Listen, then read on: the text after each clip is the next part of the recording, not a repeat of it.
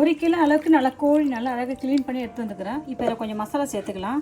நம்ம 1 கப்பு தயிர் சேர்த்துக்கலாம். நம்ம 1 டேபிள் ஸ்பூனுக்கு இஞ்சி பூண்டு பேஸ்ட்டு சேர்த்துக்கலாம். நம்ம 1 ஸ்பூன் அளவுக்கு கரம் மசாலா, 1 டேபிள் ஸ்பூன் நிறையா மிளகுத்தூள் சேர்த்துக்கிறோம். நம்ம 1 ஸ்பூன் லெமன் சேர்த்துக்கிறோம். சுத்தமாக உப்பு சேர்த்துக்கிறோம்.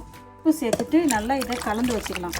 உப்பு, தயிர், இஞ்சி பூண்டு paste, garam masala, black pepper, 1 spoon lemon கலந்து நம்ம இதை அப்படியே வைக்கிறோம்.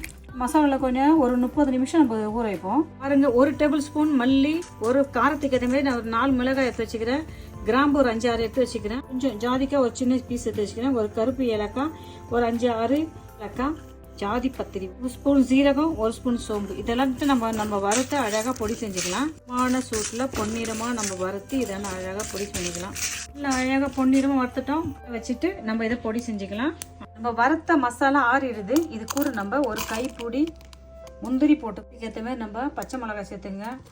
இதை அப்படியே அரைச்சி 100 கிராம் பட்டர் சேர்த்துட்டோம். பட்டர் மெல்ட் ஆன பிறகு மெல்ட் ஆகிடுது.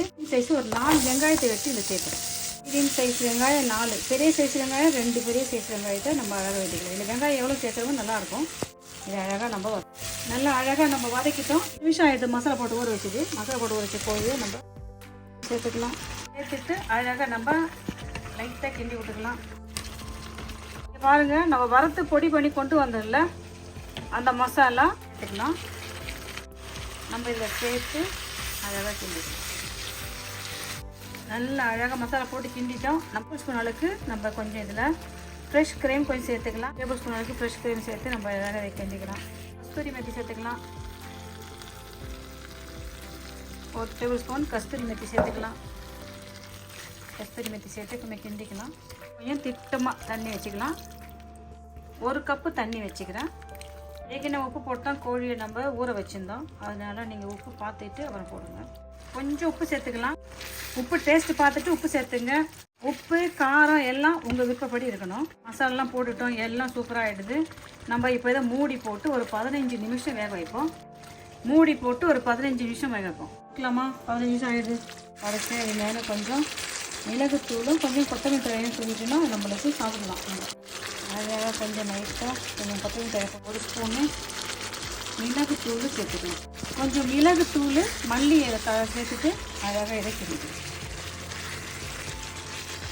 அவ்வளோதான். வாங்க சாப்பிட்டு பார்க்கலாமா?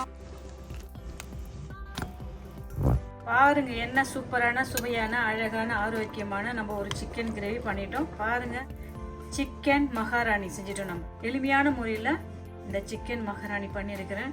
நான் செஞ்ச இந்த மெத்தட் உங்களுக்கும் பிடிக்கும் நினைக்கிறேன். நீங்களும் இதே மெத்தட் செஞ்சு பார்த்துட்டு நான் செஞ்ச இந்த சிக்கன் மகாராணி எப்படின்னு சொல்லுங்கப்பா. நீங்களும் இதே மெத்தட் செஞ்சு பார்த்துட்டு நான் செஞ்ச இந்த சிக்கன் கிரேவி எப்படின்னு சொல்லுங்கள். வீடியோ உங்களுக்கு பிடிச்சிருந்தா லைக் பண்ணுங்கள், உங்கள் ஃப்ரெண்ட்ஸுக்கு ஷேர் பண்ணுங்கள், எனக்கு சப்போர்ட் பண்ணுங்கள். பை. தேங்க்யூ.